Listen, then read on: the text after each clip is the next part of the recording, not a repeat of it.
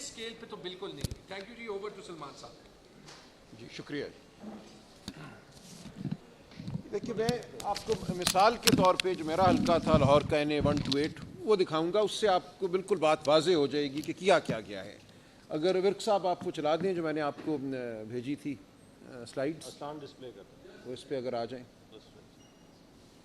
شروع کریں. جی دیکھیے کچھ تو ہم نے یہ رکھ دیے جو کل انہوں نے فارم 45 اپلوڈ کیے ہیں الیکشن کمیشن نے. ان فارمز 45 کو ہم ان کا موازنہ کر رہے ہیں ان فارمز 45 سے جو ہمارے پاس تھے اور جو ہم نے خود الیکشن کمیشن میں 12 فروری کو جمع کرا دیے.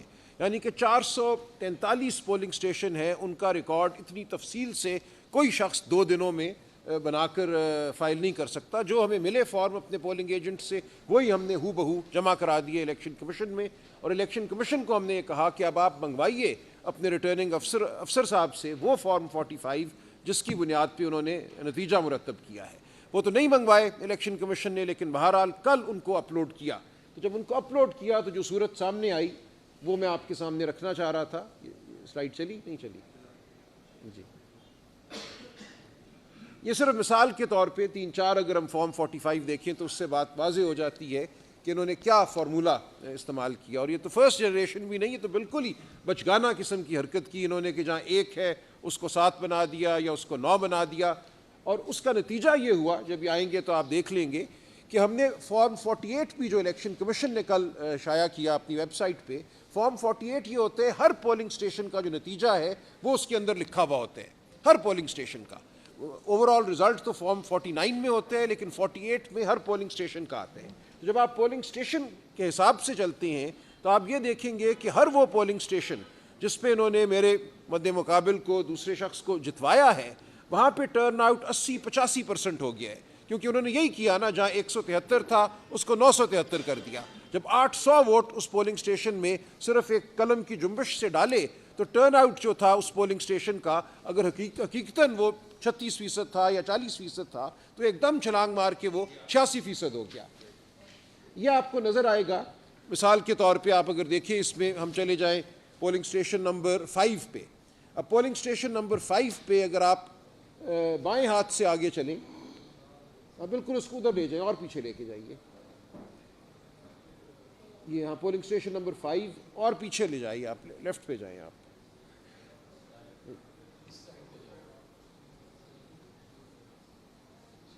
ایک منٹ, یہ آپ کچھ اور کر رہے ہیں, چلیے اس کو چھوڑ دیں, یہ کوئی اور چیز ہے وہ نہیں ہے. لیکن پولنگ سٹیشن نمبر 5 جو ہے مثال کے طور پہ آپ کے سامنے ہے, اس کا جو حقیقتاً ٹرن آؤٹ ہے ہمارے پاس ان فارم 45 میں جو ہم نے فائل کیے الیکشن کمیشن میں وہ تھا 38%.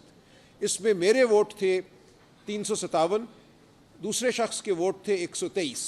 جو کل انہوں نے شائع کیا فارم 45 اس پولنگ سٹیشن کا, اس میں میرے ووٹ تو وہی رہے 357, کوئی فرق نہیں ہے ان میں. یعنی کہ جو میں نے فارم فائل کیا تھا وہ درست تھا, میرے ووٹ درست تھے, لیکن جو دوسرے شخص کے ووٹ ہیں 123 کی بجائے وہ 723 ہو گئے. ایک کے اوپر ایک لگا دیا انہوں نے 7 کا ایک جو ٹھنڈرا, اور اس کی وجہ سے جو ٹرن آؤٹ تھا وہ 38% سے بڑھ کر 86% ہو گیا. اچھا, اسی عمارت میں یہ ایک اسکول کے اندر ایک پولنگ سٹیشن ہے. آپ کے علم میں ہوگا کہ ایک ہی عمارت میں کئی دفعہ 3-4 پولنگ سٹیشن ہوتی ہیں, ایک فلور پہ دوسرا اس کے ساتھ. تو اسی عمارت میں جو پولنگ سٹیشن ہے اس پولنگ سٹیشن کا ٹرن آؤٹ 86% ہو گیا. اس عمارت میں باقی پولنگ سٹیشن جو ہیں ان کا ٹرن آؤٹ وہی 40%, 38% رہا. تو کوئی اس کی منطق نہیں آتی سمجھ کہ ایک ہی علاقے میں ایک ہی پولنگ سٹیشن جو ایک بلڈنگ میں ہے, اس بلڈنگ کے اندر 2-3 پولنگ سٹیشنز کے ریزلٹس جو ہیں ان میں اتنا فرق ہو کہ کہاں 38% اور کہاں 86%. اور نظر یہی آ رہا ہے کہ جب آپ نے 1 کو 7 کیا, 600 ووٹ بڑھائے, تو ٹرن آؤٹ جو تھا 38% سے وہ 86% ہو گیا.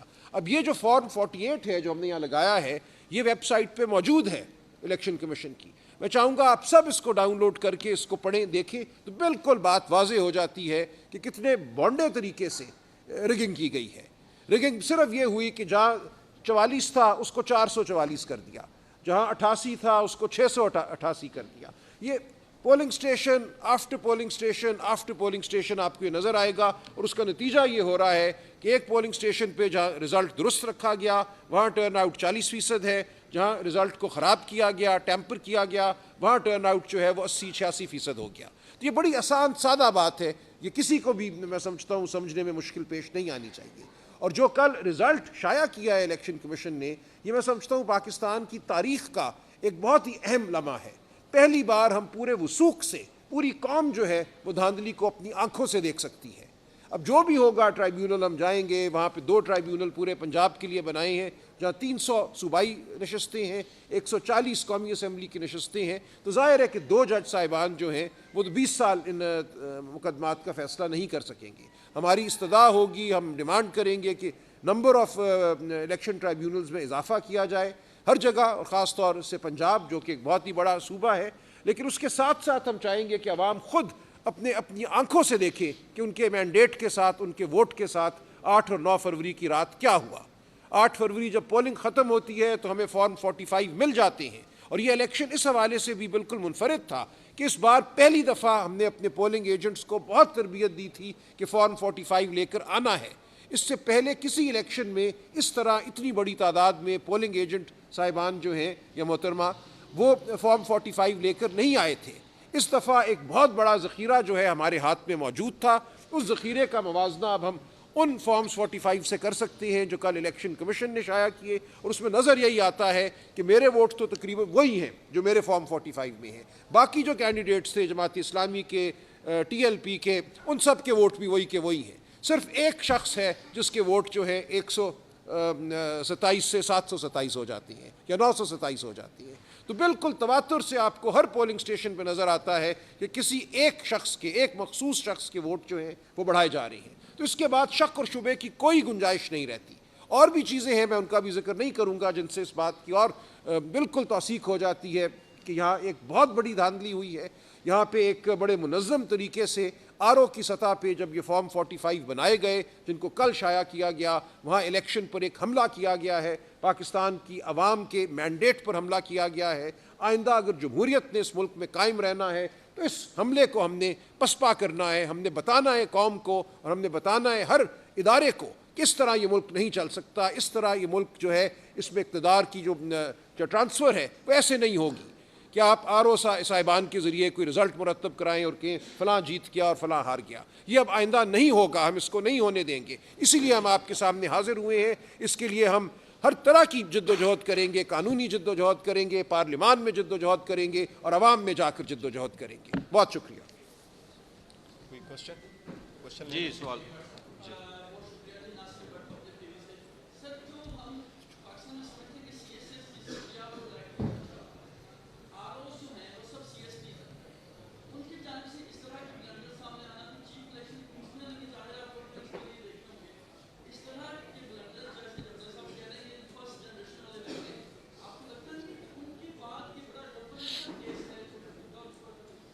دیکھیں اوپن اینڈ شارٹ کیس تو ہے, الیکشن ایکٹ میں لکھا ہے کہ جو گورنمنٹ سرونٹ ہے وہ بھی ریٹرننگ افسران ہو سکتے ہیں اور ڈسٹرکٹ ریٹرننگ افسران ہو سکتے ہیں.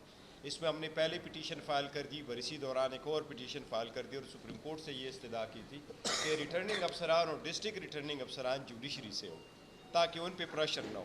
جس طرح میں نے آپ کو پہلے بتایا کہ اگر آپ کے پاس فارم 45 آ جاتا ہے اور اس میں آپ کو کوئی کریکشن کی وہ آ جائے, کیونکہ آپ نے فارم 45 کو 46 کے ساتھ ٹیلی کر کے ان سے ریسیو کرنا ہے, وہ ریٹرننگ افسر اپنے نگرانی میں ان کے سامنے کرتا ہے. تو اگر ایسے کیا ہوا ہوتا تو پھر یہ سچویشن ہمیں نہ دیکھنی پڑتی. لیکن ابھی ٹرائیبیونل میں جب یہ جائے گا تو دیکھے گا, لیکن ٹرائیبیونل میں یہ پروسیس ہے, ضرور ہے کہ جب آپ ٹرائیبیونل جاتے ہیں تو ٹرائیبیونل کے لیے لا تو یہی مقرر ہوا کہ 120 دن کے اندر وہ فیصلے کر لے ٹرائیبیونل. اب ہائی کورٹ کے ٹرائیبیونل بنے وہ زیادہ ہو اور اس کے فیصلے جلد ہو. سپریم کورٹ سے بھی ریکویسٹ ہے, لاسٹ ٹائم اپیلیں بڑی عرصہ رہی ہے اور اس میں فیصلے نہیں ہوئے, اس میں آئے کیونکہ پبلک مینڈیٹ, ہم یہی کہہ رہے ہیں کہ پبلک مینڈیٹ جس کے پاس ہے اسی کا رائٹ ہے کہ وہ پارلیمان میں ہو, نہ کہ وہ لوگ جو اسنیک کر کے انٹر ہو جاتے. Any thing